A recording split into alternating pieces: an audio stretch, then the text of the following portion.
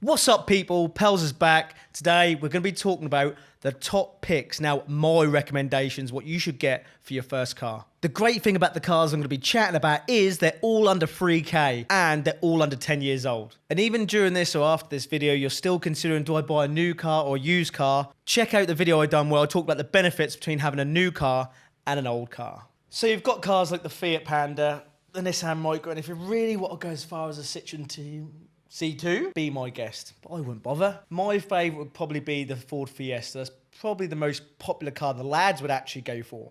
So, not a bad looking car. The Ford Fiesta definitely is probably the most popular car in the UK. And not bad to look at, pretty good on fuel. You can get them in 3-door or 5-door. You're looking at roughly £30 for road tax. Insurance Group 7 on the 1.2 model, is that right, Marcus? 1.2. Average cost to fill up, £52. Like I say, most of these cars are going to be about £40 to £50 to fill up. All these cars we talk about today. Don't forget, when you're buying your car, you must include your road tax and your insurance. Don't forget to put that in your budget. The difference between the petrol and the diesel engines, you're probably looking about 500 squid. And by that, I mean the petrol will be 500 quid cheaper. With a Fiesta, the interior isn't too bad. Whether you're short or tall, it'll be actually pretty good for absolutely anybody. The good thing about the car is if you're the designated driver, you've got plenty of room for 5 people in the car. Also got a pretty big boot, which is handy. In my opinion, the Fiesta is pretty good, looks pretty good on insurance, good on fuel. But the thing is, there's so many models out there. So depending on if you've bought a car with high mileage, you might actually get a newer model and it might be a lot cheaper, but it's already got high mileage. Depending on which model you get, you could potentially get good stuff inside, like a good radio, probably get the aux connection as well. I mean, you can put your tunes on, and if you're really lucky, depending on which model, again, you could get Bluetooth. The groovy thing about Bluetooth, obviously, is the fact that anybody could connect to the car. So even with 5 people in the car, it's all good. Play whatever music you want. And the thing about most phones now is you don't get that lovely headphone connection anymore, do you? So most things run on Bluetooth. So the Fiesta, definitely a go-to car for your first car. With the Fiesta, in my opinion, pretty cool car for a first car. I would have liked one, to be honest. Now, let's move on to something a little bit different. Let's talk about the girly cars, shall we? Let's talk about the Fiat 500. Now, I'm sure if I was a lady, I'd love it. Not my personal preference, but for the girls, I think it's a brilliant car for them. Looks good. It's nice and small as well, so you can maneuver quite easily. I mean, most of my female people say, I really want a Fiat 500 as my first car. With the Fiat 500s, they can be a little bit pricey. However, if you do look around, I'm sure you can find one for under 3K, because I did. Great features with the Fiat 500. We're talking low insurance, Group 5, a 1.2 engine.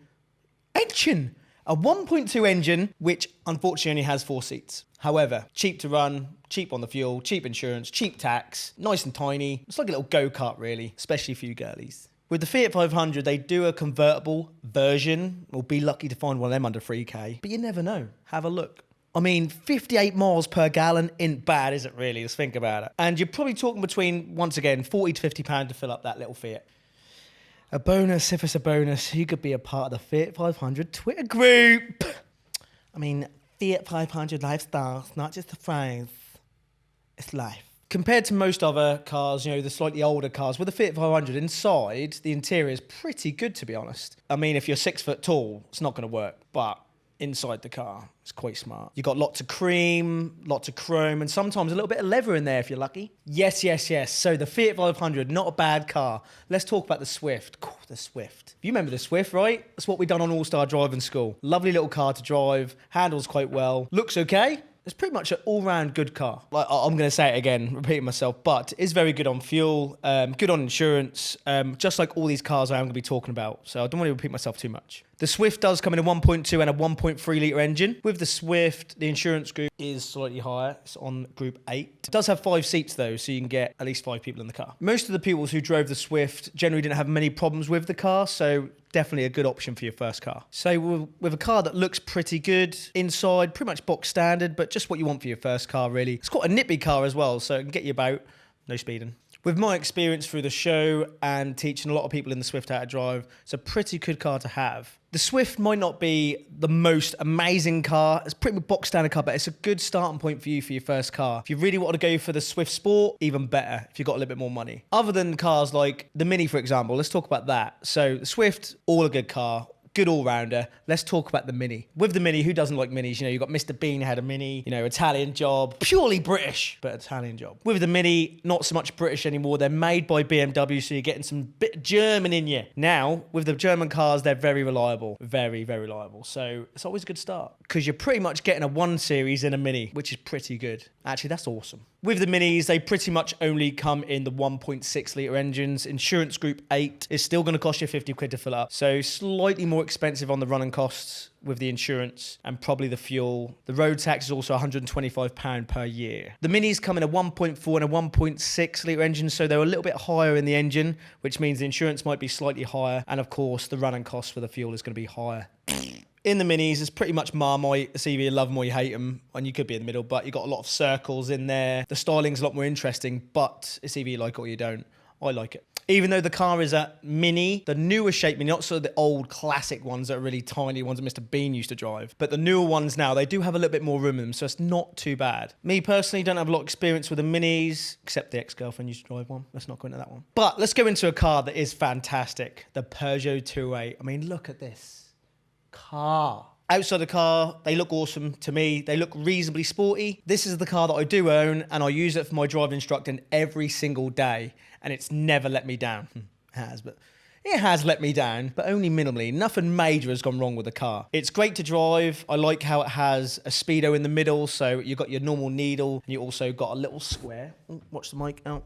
See, I'm getting too big these days. You've got a little square, which comes up an LED screen, tells you how fast you're going in the numbers, which is pretty cool. Inside the car, it's really comfortable. Seats, lovely and soft. And also with the Peugeot 208, you have a tiny little steering wheel compared to most. So it actually feels like you're driving a little go-kart because the wheel is so small. They're laughing, but it's true. You've got the petrol and the diesel models. They range in the engine sizes again. I personally have a 1.4 diesel. It definitely gets over 50 miles per gallon. I fill up about £50 in the tank. So roughly the same about the rest of them. In regards to driving the car itself, it's a very smooth drive. I'm going to know more about this car because it's mine, of course. Visibility in the car is great. With Peugeots, they do have quite a big blind spot. Even though the vision is great, they'd have a big blind spot down the side of the car, which isn't good. But, you know, if you're observing out of the car properly, then you shouldn't have a problem. None of my learners have a problem driving the car, to be honest. When sometimes I have a pupil come from another driving school, they'll come in the car and they'll say how easy it is to drive compared to their old one. Sometimes this can be personal preference, so it's not always right. But most people say they love driving the car. If you're lucky enough, my car has 0 road tax, so I don't have to pay nothing for it at all. If you get the 1.4 petrol model, then you're probably going to have to pay something little like £30. So apart from the Fiesta, which is obviously one of the most popular cars in the UK, I would go for the Peugeot 208 because one, I've had it for 5 years. It's such a great car to drive. It's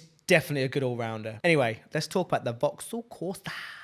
The Corsa has loads of different models, so you don't really... Well, you could get any model, really, for that money. Corsa doesn't really have many amazing features. Depends on the model, I guess. Quite sporty looking with the newer shape models. I think you can get the 1.2 limited edition model, which actually looks really sporty with nice alloy wheels. And once again, only a 1.2 litre engine. With the insurance going to be cheaper, and it might not be as fast, but it definitely looks good. You're not going to get many bells and whistles with this bad boy, all right? You're going to get the basic FM radio, aux lead, unless you get a brand new model, of course, which we're not talking about that because we ain't got 16 grand in the bank. My mate had a Corsa Nürburg version that was like 20 grand's worth of car.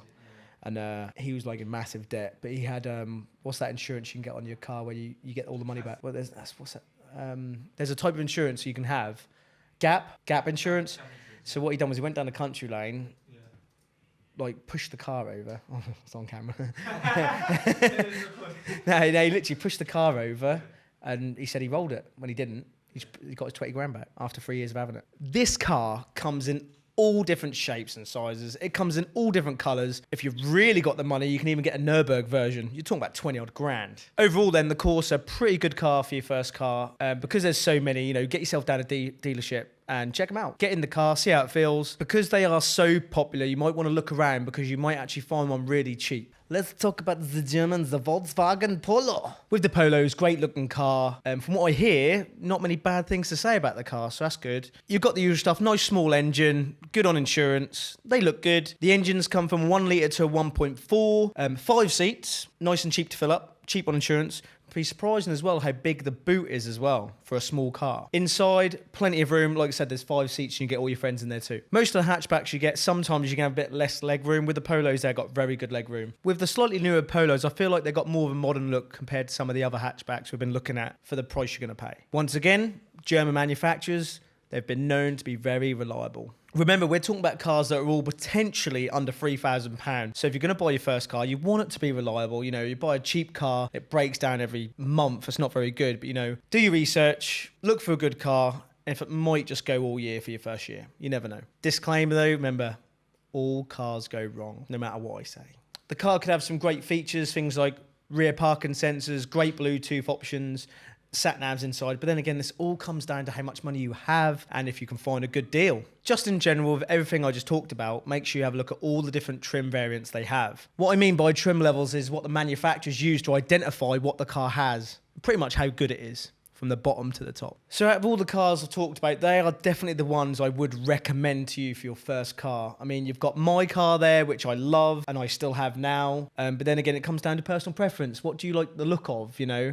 I like the way my car drives personally, and it looks good because I put all my stickers over it, of course. It's got pels all over it. It's going to look good. Your top ones there, you know, the girls usually go for the Fiat 500. For the girls, I actually really like it, so it's good.